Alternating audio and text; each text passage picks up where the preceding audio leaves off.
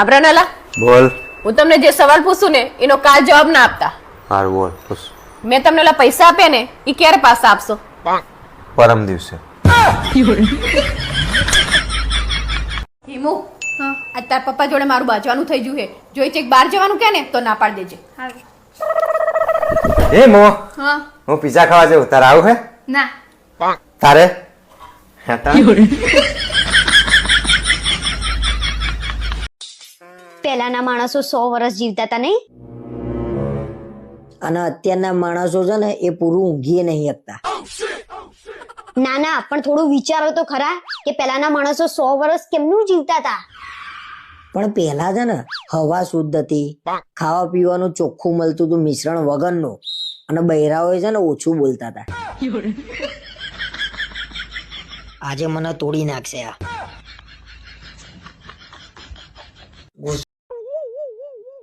રિયા ભાભી હજી ફરીને આયા નહીં? રાજસ્થાનમાં જ મકાન લઈ લીધું કે શું? શું વિચારમાં પડ્યા છો આટલા બધા? અરે તારું જ વિચારતો તો ખરેખર ભાઈ, સાચું બોલું છું. સાચું એમ ને? આ પાણી પીવો. આ એક બાબાએ મંત્રીને આપ્યું છે. આ પાણી પીવાથી તમે સાચું જ બોલશો. આવું હોય જ નહીં કોઈ દાડો. હવે બોલો, શું વિચારતા હતા? હું એમ વિચારતો તો રિયા ભાભીએ રાજસ્થાનમાં મકાન લઈ લીધું કે શું? મને ખબર જ હતી. રિયા ભાભીને કેટલો પ્રેમ કરો છો કહો તો? રિયા ભાભીન માટે તો જીવ આપી દઉં ને એટલો બધો. આ બાબાને તો છરી મારી દઉં ને એમ થાય છે હોધીન. રિયા ભાભી માટે જીવ આપી દઉં. બાબાને છરી મારો કે ના મારો, હું તમને છરી મારીને જીવ અપાઈ દઈશ. કાયમ બાજ કરતા હોય. હું તો હે ને આવતા ભવે વાંદરાને પાડીશ પણ તમને તો નહીં જ પડ્યું. હા, પણ એમાં વાંદરાનો શું વાંક હે? મારી હિંગત બાદ ને જી બાજુ હોય. એ સોનલ, આ લગનમાં 4 ફેરા ફરતી વખતે ચક્કર ના આવે? પૂછડી તયા સકર બકર કાઈ ના આવે. હરખ હોય ને લગનનો, પછી સામે માથાના ભટકાય ને એટલે આખી જિંદગી ચક્કર આવે.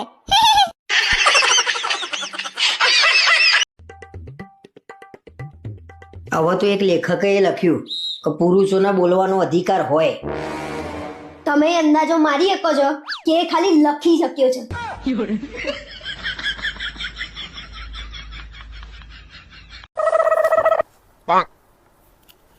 આ શું કરે તું? કાચ સાફ કરું પણ ઘડીએ વળીએ પણ એમાં મારું મોઢું નહીં સારું દેખાતું. હે ભગવાન, કાચ તો સાફ જ છે, તારા ડાચામાં પ્રોબ્લેમ છે. મૂકી દે.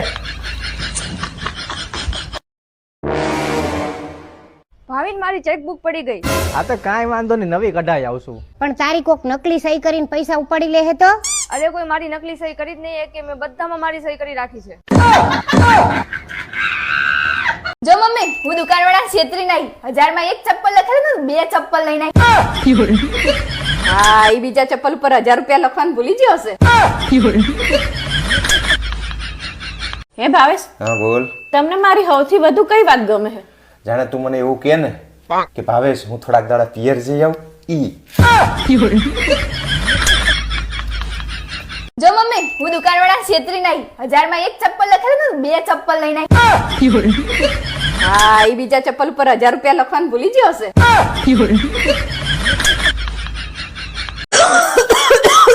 શું થયું? ભાવેશ, મારા મોઢામાં મચ્છર પેઈ ગયું. જા જા જા, ફટાફટ પેલું ઓલ આઉટ પી લે. નથી પીવા તને?